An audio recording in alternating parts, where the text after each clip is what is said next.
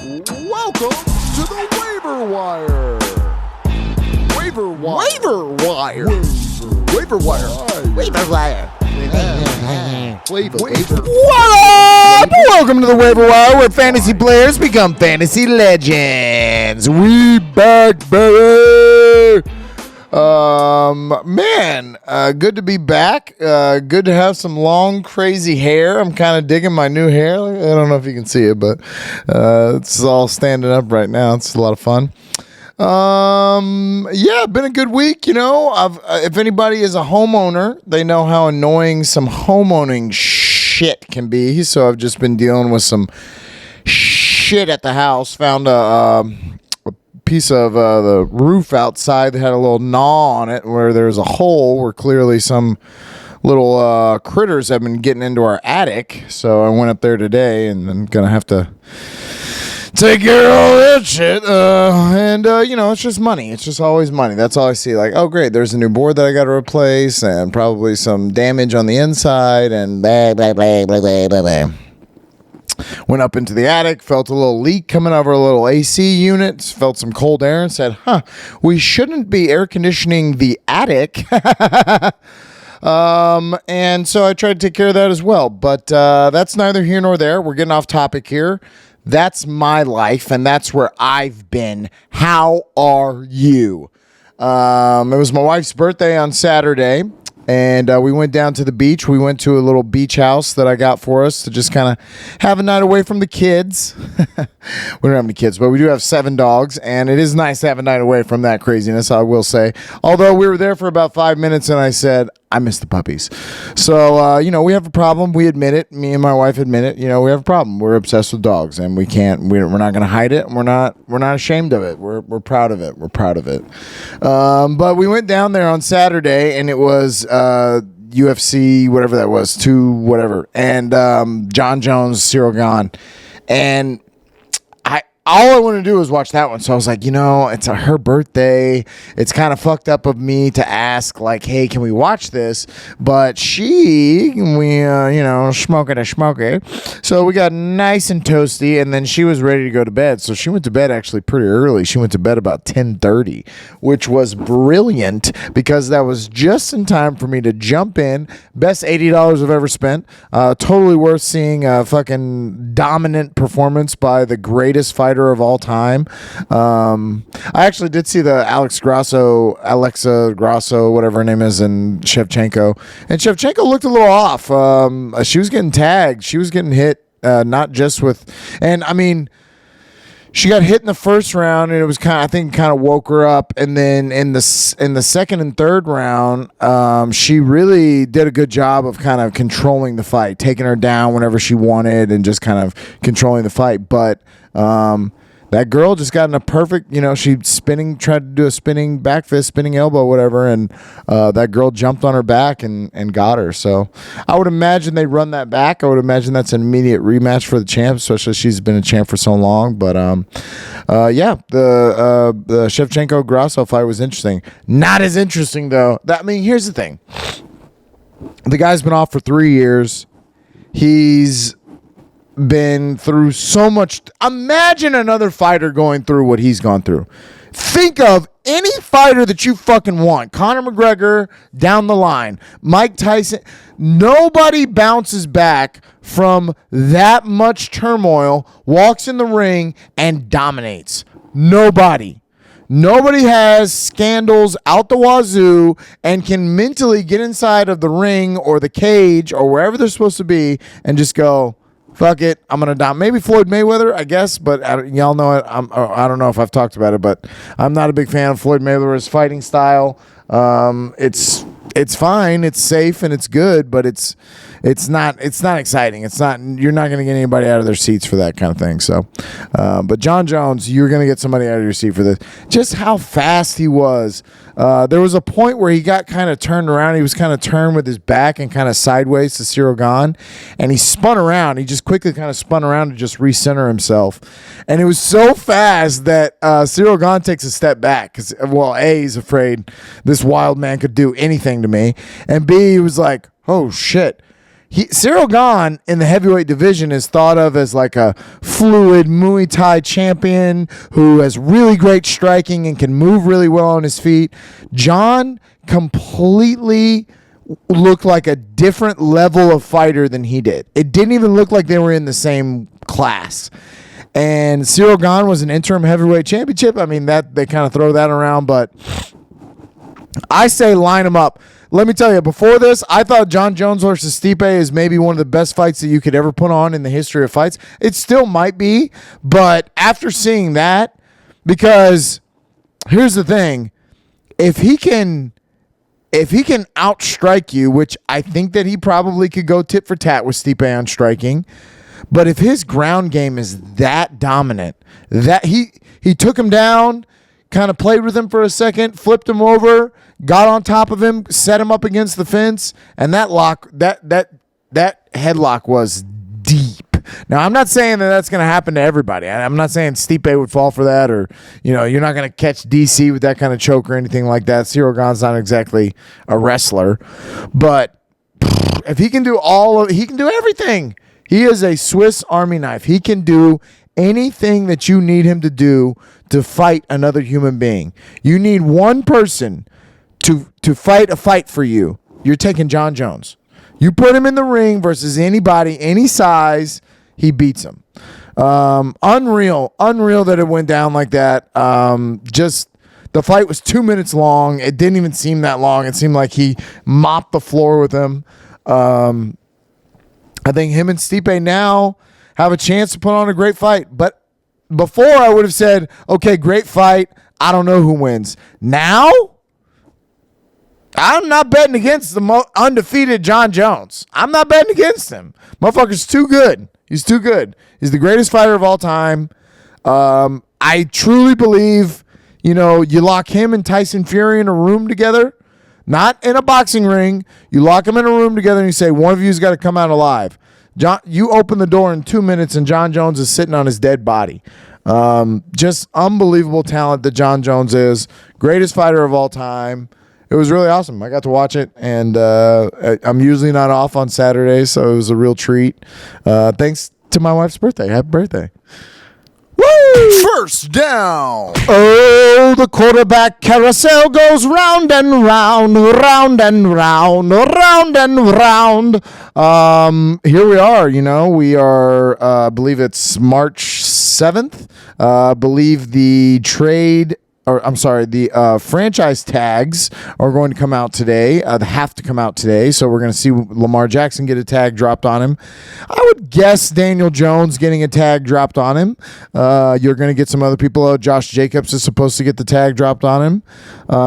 So there's a lot of that going around. That's going to happen in the next couple days, which will then tell us more. We have Geno Smith, who re-signed with Seattle for a very team-friendly deal of 3 years, $75 million, giving him $25 million a year. We have Derek Carr signing with New Orleans for 4 years, $150 million, with a no-trade clause in there. I don't know what the fuck New Orleans was thinking. Listen, if I have to immediately take a team out because of the quarterback, I'm taking out Derek Carr. Derek Carr proved me wrong last year with Las Vegas. It's no better. I mean, Chris Olave is very good, but Mike Thomas is a shell of himself. Alvin Kamara might be in jail. I am out on the Saints. No Saints for me in fantasy football next year. But I will draft Seattle Seahawks, and I think this is a good move for Geno Smith. Go back with Seattle and try to recreate what you did last year. They had a very good young team. They're going to get better with clearly under Pete Carroll. So I realize that in the Saints division, Derek Carr should have a chance to be in an okay team and that they will probably win some games. But for me, he showed me that the butthole definitely does pucker. So I'm not in on Derek Carr. I am out, and I'm out on the Saints, but I am in on the Seattle. I would draft plenty of the Seahawks. I'd draft Kenneth Walker fucking for sure, DK Metcalf, Tyler Lockett. All those guys proved me wrong last year. I thought they would be one of the worst teams in the league. They were not. And Geno Smith, honestly, in fantasy football, if you fall out of that top 5 or 6 that you want, Gino's not a bad. I coughed into the mic, not away from the mic. I was like, I want you motherfuckers to hear this. Now, as of right now, it is 1:54 Central Time. There was an ESPN story saying that Rodgers and the Jets are in talks. I have thought for a while that might be where he goes. Jets are definitely a intriguing job. So I think that gets done. I don't see why it wouldn't, which is a big piece because that puts Aaron Rodgers on the Jets. That takes the Jets out of drafting a quarterback or having to think about what they're going to do. It also maybe they could just hold on to Zach Wilson and let Aaron Rodgers play out whatever the remaining of what he thinks his career is, 1 or 2 more years. So I like that move. I think that's a really great move. It makes me fucking all in on the Jets, boy. Give me Garrett Wilson early. Give me all of the Jets. I want Breece Hall. I'd take Aaron Rodgers. I think he'd have a great year on the Jets. So I like that a lot. I like that move a lot. Now, that has not officially happened yet, but I'm just throwing that out there. So the next big puzzle piece of move has got to be Jimmy G. Where does Jimmy G go now that New Orleans is taken? The Jets job is now taken. So you have a lot of openings, a lot of choices. Where do you go? I've ranked some of the ones that I've ranked the jobs. Okay. I've put who I think is the best. And I think of the jobs that are open, wide open, no quarterback there. They need a quarterback. I think that you have to make the argument a lot of times of where were they in the last couple seasons. So how far removed from being a good team are they? San Francisco's in such a great spot because they've been a good, strong team for the last couple of years. And, oh, by the way, they really have done it with kind of subpar quarterbacks. I don't think Jimmy G is subpar, though. And I think that Tampa Bay, obviously, Tampa Bay was just Super Bowl champions 2 years removed. So I think there is winning there. There are good players there. You have good receivers. You have good defense. And you step into the GOAT's role and you kind of see if you can recreate what you maybe thought you were going to do for the Patriots. You see if you can tell that story through. So I think Tampa Bay's got to be a very top of his list of places that he's visiting. I also think, and now I don't believe that it is, but it could be Las Vegas. It reunites him with Josh McDaniels, Davante Adams, Darren Waller. You do a team-friendly deal. You get to keep all those guys. They're going to tag Josh Jacobs. So maybe you can be I think he's better than Derek Carr. Derek Carr sucks. I'm out on Derek Carr. So I think Jimmy G is definitely better than Derek Carr. So I like that as far as an upgrade at the quarterback position. It definitely would be for the Las Vegas. I think Las Vegas has the 7th pick. I think it's safe to say they might also be in the market of drafting a quarterback. And then kind of a sleeper in there, if they move on from Aaron Rodgers, I know that Jordan Love is there, and I know that that's something that they held on to him, and they've kept him for his 5th year, and they've done all this, and they've waited to see him. But as far as the criteria for what I said, now Las Vegas doesn't fall into a formerly great team that was just, in contention, but Green Bay definitely is. Green Bay is somebody that was a number 1 seed. They were a very, very good team. So what do they do if they move on from Aaron Rodgers? What does Baltimore do if they move on from Lamar Jackson? If they put a non-exclusive tag on him today, I think that tells us that they're looking to trade. That tells the rest of the league they're looking to trade. If they put the exclusive tag, they're going to keep him, and he'll just have to fight through it, and he'll just have to suck it up and play. But Baltimore's another good team, too, that you could put underneath the Green Bay job. And then after that, it gets hairy. Washington is definitely a job that's open. I know they like that Sam Howell kid, but I would imagine that if Jimmy G came knocking, that would be something that they would have to listen to. Why not? You have other teams like Miami, New England, Tennessee. All three of those teams are, good teams that were just recently in the playoffs. Tennessee was a number 1 seed not too long ago, and they have a very good team. But what do they do with their quarterback positions? Those are all kind of up in the air, which then puts those guys out in the market. It puts Tannehill, Mac Jones, and Tua. They'd go out in the market and they would find a job. So it's very interesting right now. Atlanta, Carolina, Houston, Indianapolis. Those are the bottom of my list. Those are kind of not such desirable jobs. I think of those, I would probably say Atlanta has maybe the best shot, just because of their division, and which you could also throw Carolina in there as well. But listen, I think Jacksonville wins the AFC South for a while, and I think Tennessee has a shot to get in there and kind of fight for that. But Indianapolis and Houston, there's a reason that we have no quarterback, and we are looking for a quarterback. The 4 quarterbacks this year: Bryce Young, C.J. Stroud, Will Levis, Levi Jeans, and Anthony Richardson. I think all 4 of those are, it's safe to say, they're going to go very high. I would even guess they probably go into all the top 10, especially with how well Anthony Richardson did at the Combine. And that's some freakish numbers, even for a quarterback. That's some crazy numbers that Anthony Richardson put up. And I'm on record saying that I like that kid. I really think that he's going to be a good NFL talent, more so than that Will Levis kid. That's a bust. That's Zach Wilson all day. But if I have to pick my teams in the draft that take those 4 talents and probably end up having to say, we're just going to go ahead and roll with that next year. And now this is a lot of beautiful mind, me moving pieces around. Maybe Jimmy G does go to Vegas. I don't know. But I'm going to put them in my 4. So I'm going to say Indianapolis or Carolina are one of my 2 that feel so strongly about Bryce Young that they trade up for Bryce Young.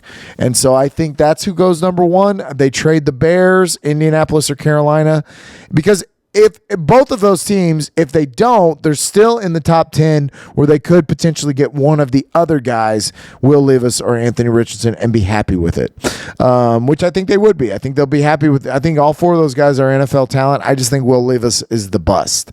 So if Indy doesn't make the trade, I think they stay where they're at and they still get a quarterback. If Carolina doesn't make the trade, I think they still draft a quarterback and they just get one of the other ones. C.J. Stroud, unfortunately, I believe is going to the Houston Texans, and that's just because fucking Lovie Smith, and we can't do anything right. We can't even lose right, and we're going to end up with the second best talent. And in my opinion, Bryce Young will have a better career. But I still think C.J. Stroud is good, and I like that we're going to go for it and we're going to get a quarterback. My real hope was that we trade out of there and we go get Caleb Williams and we lose all year. That's my pie in the sky hope and pray. But hard to get an NFL team to buy into that. So I doubt that happens. We probably take C.J. Stroud. And then I have Las Vegas at number 7 taking Anthony Richardson. I think that there are other teams in there like Seattle. I think Carolina ends up with Will Levis. And I have Indianapolis taking Bryce Young. So that's filling those jobs, and that also leaves Jimmy G not going. I have Jimmy G going to Tampa Bay. So I have Jimmy G going to Tampa Bay. I have Lamar Jackson and Daniel Jones staying put at their specific jobs. I have Jameis Winston now coming out into the market. So that leaves teams like Atlanta and Washington with the idea of what do we do? Do we maybe go for Jameis Winston, Baker Mayfield, Carson Wentz? But those are the 2 teams, Washington and Atlanta, that I think they get left out of the dance that is everything here.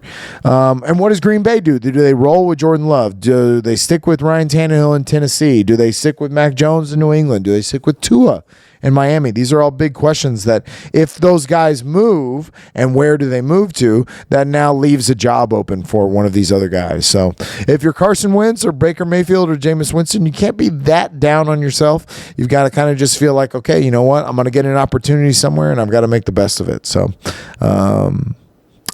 Marcus Mariota is also released, but I don't think anybody's. I think Atlanta took a chance.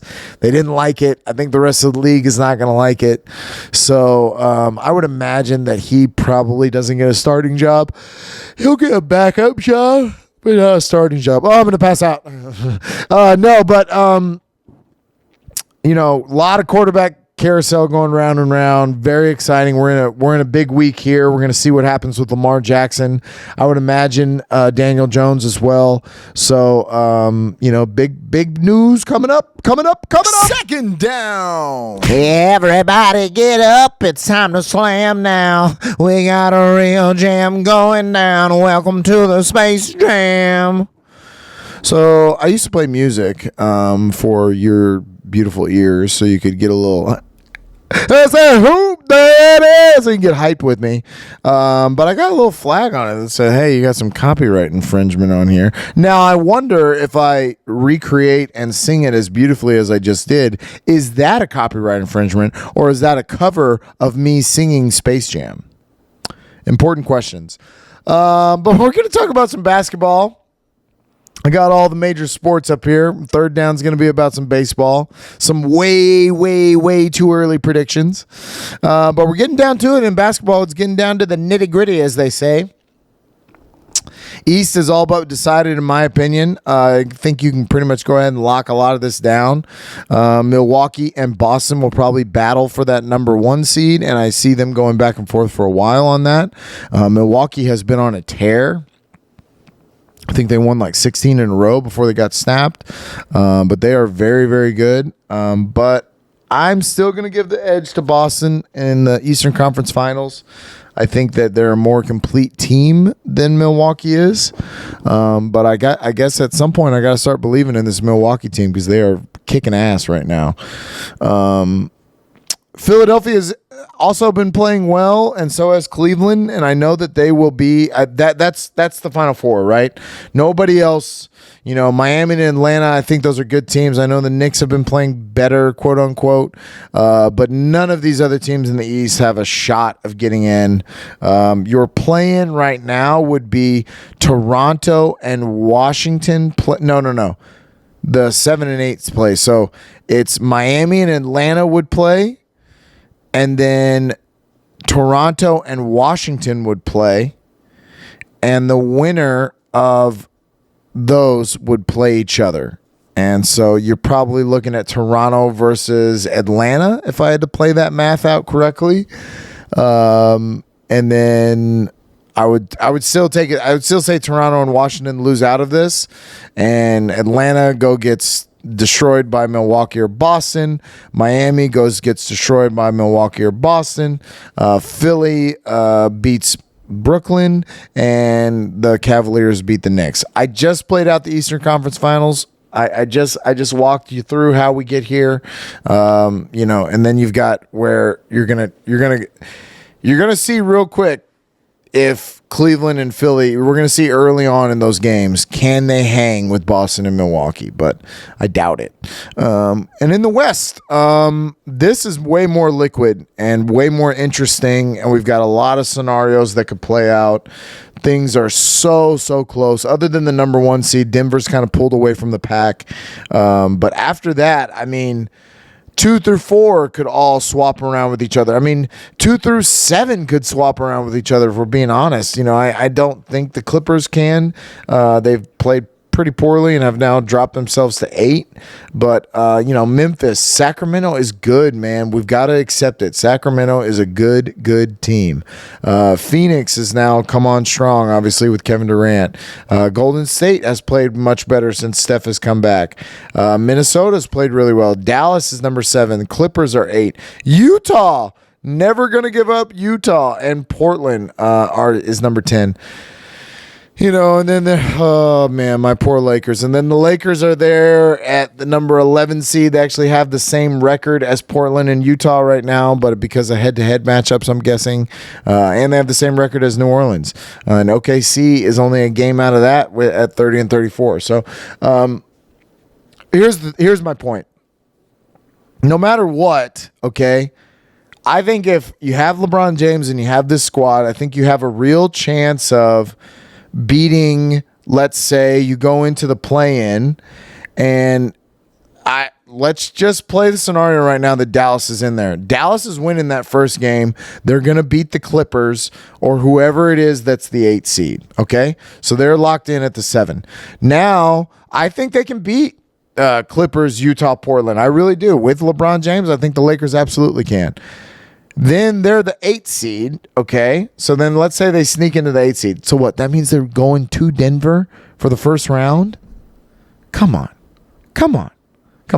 It's not realistic. I don't believe in Denver. I don't think Denver's gonna win the championship, but I just don't think that with everything that how many games do I get Anthony Davis? How many games do I get LeBron for? How many games do I get D'Angelo Russell for? All these guys are hurt, so I just can't see it. I'm going to stick to it, and I'm going to say that maybe they can sneak their way in there, and they can be the 8 seed, right? But then they go to Denver, and they lose. Dallas versus Memphis. Whoo, doggy. What a fucking great first-round matchup that would be. You'd get Minnesota versus Sacramento, 2 really good young teams, and then Phoenix versus Golden State right now for the first round. Wow. Did you hear the Western Conference first round that I just laid out for you? That is stacked, boy. Ja Morant versus Kyrie Irving and Luka. You got the young Sacramento Kings with De'Aaron Fox and Keegan Murray versus the young Anthony Edwards and that Minnesota team. You've got the defending champs facing their former teammate and Kevin Durant, and now in Phoenix with very, very good team in Phoenix Suns. You've got Denver that would maybe have that moniker of being a first-round choke or a choke artist when they get to the playoffs will now have to face the King potentially. Or it could be Portland, or it could be the Clippers. Wow. Really, really incredible stuff on the West. Cannot wait for the playoffs. New Orleans, who I thought was going to be in this with the way that they've been playing and with no Zion, I really think they're going to end up missing. I think Utah should lose. They should lose. They refuse to lose, but they should lose.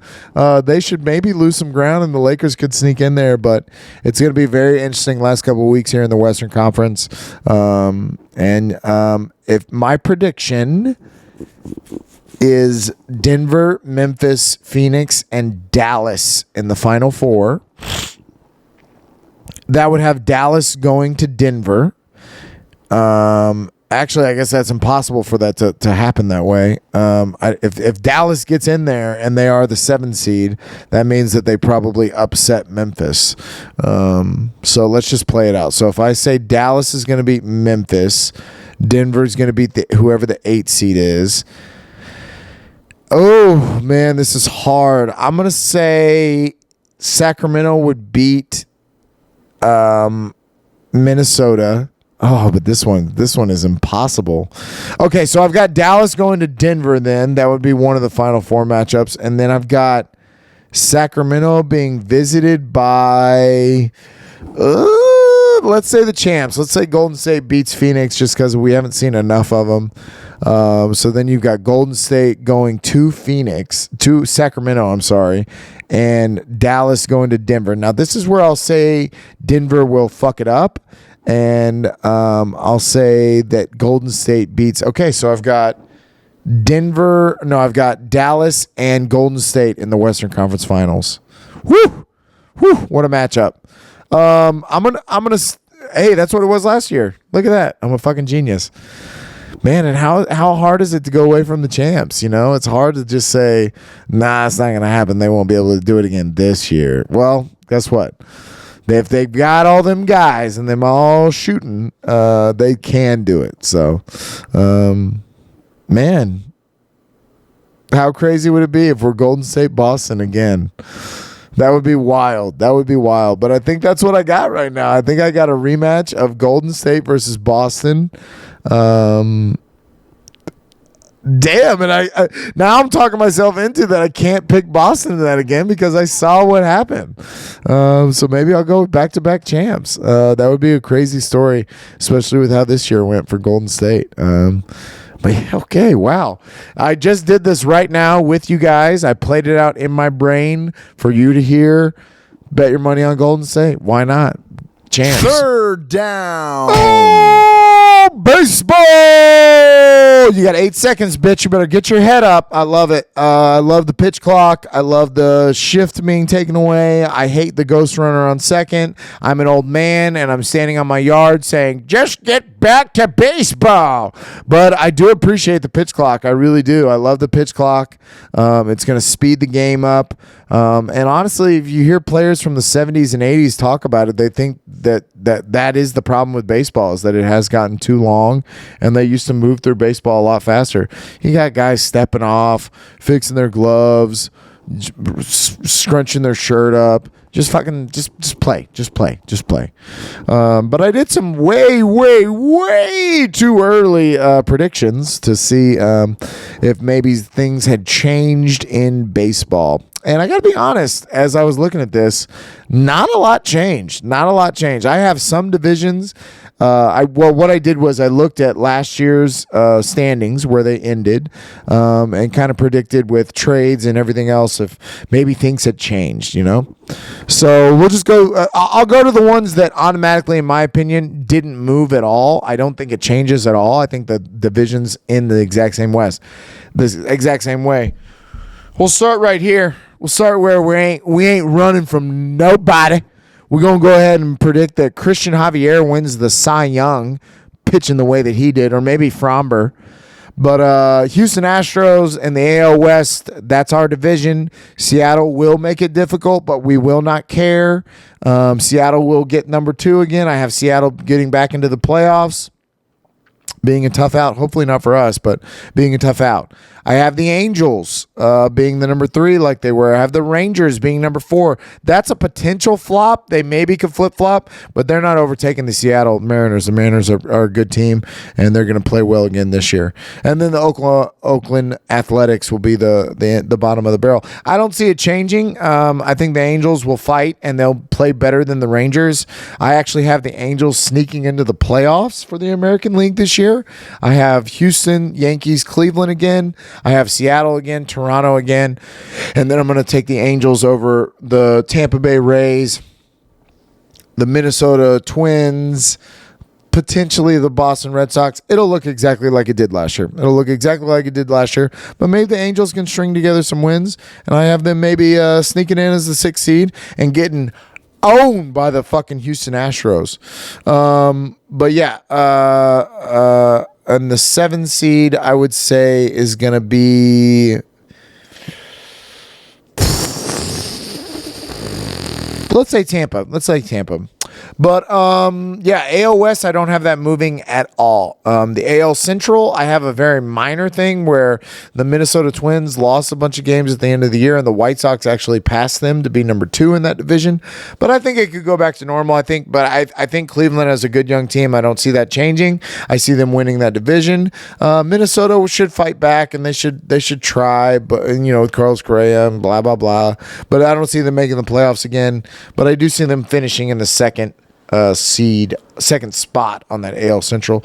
Chicago White Sox, I put them behind there. I put the Detroit Tigers and then the Kansas City Royals. The Detroit Tigers and Kansas City Royals, I don't see what they did to make them a better team. They should be pretty trash again. But the White Sox, maybe I'm wrong. Maybe they play really, really well and they change things up. But I would imagine that it's probably a lot of the same mediocrity. AL East, I have the top of it staying the same. I have the Yankees, Toronto, and then Tampa Bay. I think all 3 of those teams have a very strong chance of making the playoffs. Tampa Bay definitely could be the 7 or the 6 seed, but right now I have the Angels being the 6 seed. Crazy. I'm a crazy person. But I do think Boston plays better this year. They were the 5th. They were worse than the Orioles last year. I know the Orioles are a good young team, but I could see them taking a step backwards this year, and I think that Boston could maybe take a step forward in their rebuild.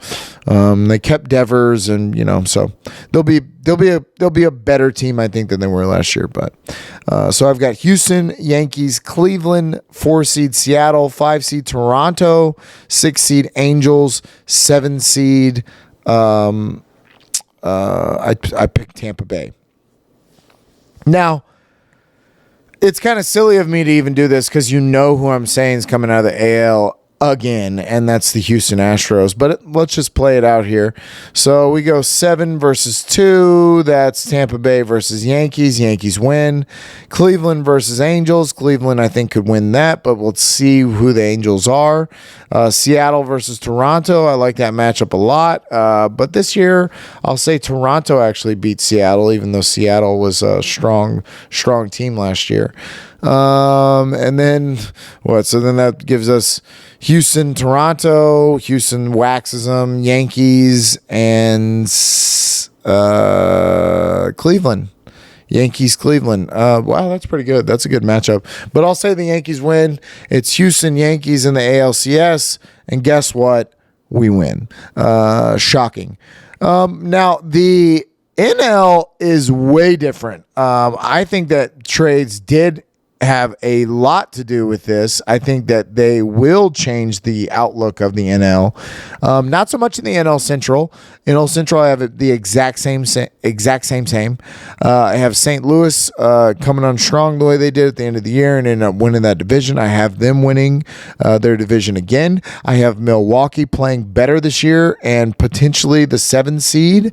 I think realistically it could maybe be the Giants, but I'm going to say that the Milwaukee Brewers do get in at the 7, but I have them playing a lot better. And then the Cubs, who were 3 last year, I don't see that moving. I think they are better, but they're not ready yet. I think Pittsburgh and Cincinnati, again, 2 of the worst. Wow, Central teams really suck, huh? But Pittsburgh as well and Cincinnati, I don't see that changing. So I think they stay right down there at the bottom. Now, the NL West. The bottom of it stays the same. I think Colorado and Arizona, you maybe could flip-flop those around, but I think it stays the same. I think the Giants are number 3. I think that's fair. But I think with the trades, man, and I think with just how fucking good is this Padres team going to be? You know, you add Xander Bogaerts to this. You lose nothing. You sign them all. You're going to have them all come back healthy. You're going to have Tatis play. The lineup is just going to be nasty. I think San Diego might overtake the Dodgers as best team in the NL. I have them as the number 1 seed. I have San Diego with so many big moves and such a nasty lineup. As long as they all stay healthy, I think they could definitely make some serious noise. And I think they overtake and they win the NL West from the Dodgers. Now, of course, I have the Dodgers number 2. I have the Dodgers as my 4 seed coming in after the division champs, and still a very, very good record and probably a very hard out. But I think the Padres take them. I think this is the year. I think the Padres finally beat their big brother and they take over the NL West.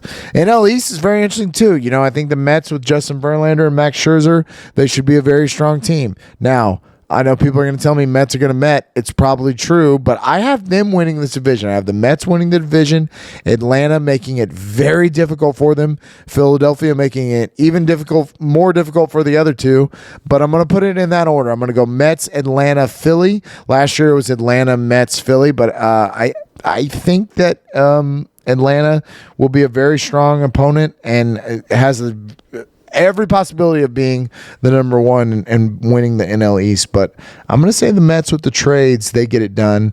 I'm going to say I'm also going to flip around the bottom. I think the Miami Marlins are terrible. I don't like the Marlins. I never have, so fuck them.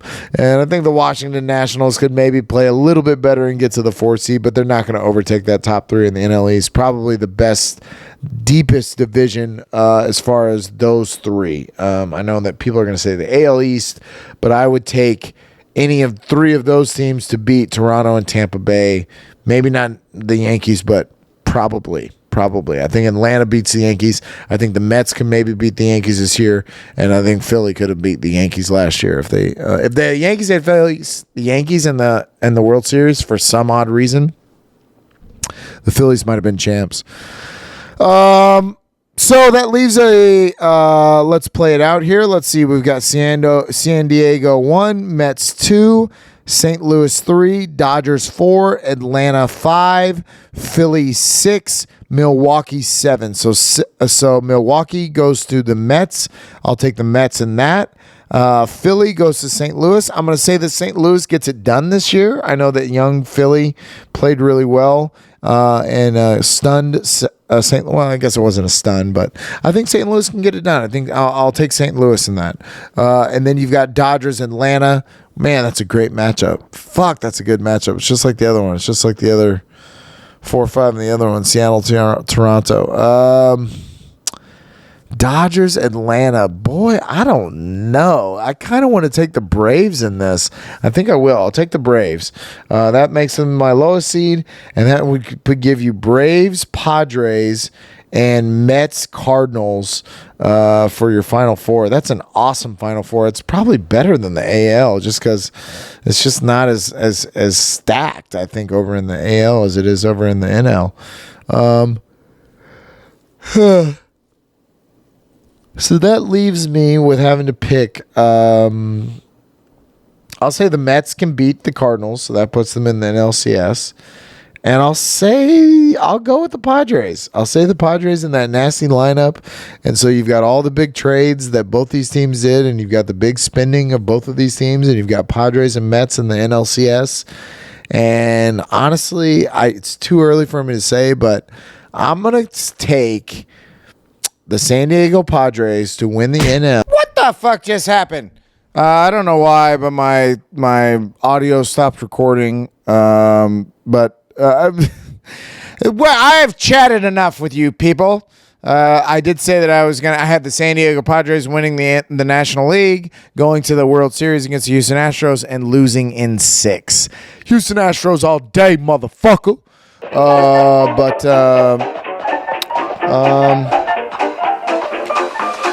I don't know what it is. But I love y'all. Fuck off. Fuck the algorithm. Fuck your mother.